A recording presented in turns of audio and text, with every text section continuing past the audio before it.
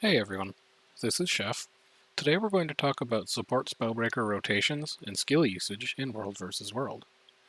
This video will be using the build we discussed in the previous video, so if you still need that primer, you can check the description.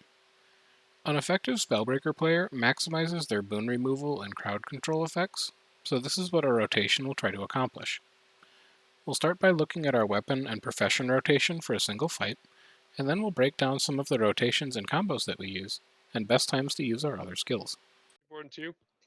In 1, let's go. Pushing forward now, left side, pushing forward, left side, pushing forward, Doming. walls on right now, walls on right now. Walls Grabbing right now, we're holding it here, just damage on the right side. We push the right side in 2 and 1, pushing on arrow now, pushing towards arrow circle, push towards arrow circle, cleave on arrow circle, cleave on arrow circle, look where I take it, it's very specific. Illusion Holding it, just bomb feed, hold right here, bomb feed, knock them out of the tower if you need to, fucking hammer fours, warriors, hammer fours and cleave, we hold the corner, good, pushing back to the tail now, back towards circle, back towards star, cleave on the star. Now let's look at each step in more detail.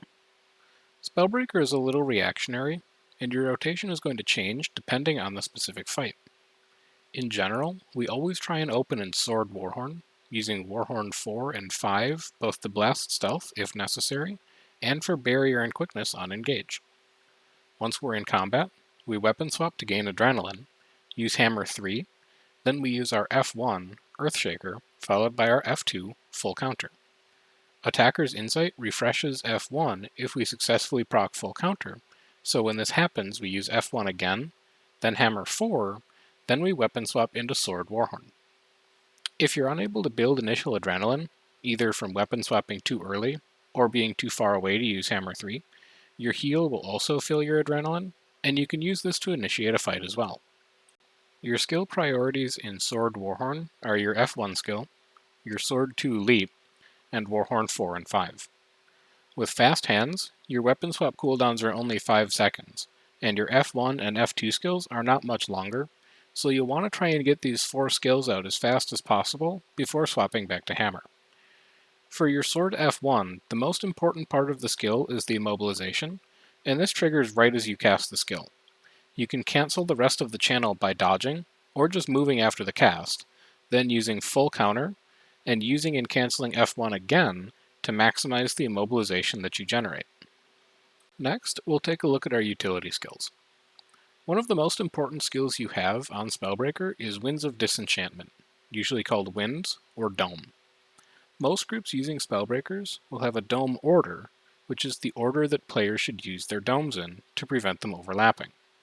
Check with your commander or other warriors in the squad to figure out which dome you're supposed to be in the group's order.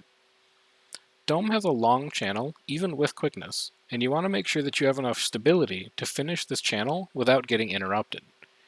Your best skill for ensuring that you land your dome is going to be Banner of Tactics, so use this first for guaranteed quickness, resistance, and stability. If Banner of Tactics is on cooldown, Balanced Stance is going to be your next best option. Make sure you're always using one of these 2 skills before your dome to ensure it casts successfully. Once your dome is on cooldown, Banner of Tactics should be used when pushing and moving towards or away from an enemy group to take advantage of the super speed and boon application, and Balance Stance should be used when moving through melee to maintain stability and mitigate damage from critical hits. For personal survivability, you can clear Condis and break stun with a charge of Shake It Off, and also clear immobilization with Sword 2 or Hammer F1. Try and build good muscle memory for your clears, so that you can use them quickly and effectively if you find yourself stuck in a bad spot. There's much more detail that we could get into on Spellbreaker, but I'm trying to keep these primers under 5 minutes, so we're going to stop there. If you have questions or criticisms about the choices that I've made in this build, let me know in the comments, and if you'd like to be notified when I release new videos, consider subscribing.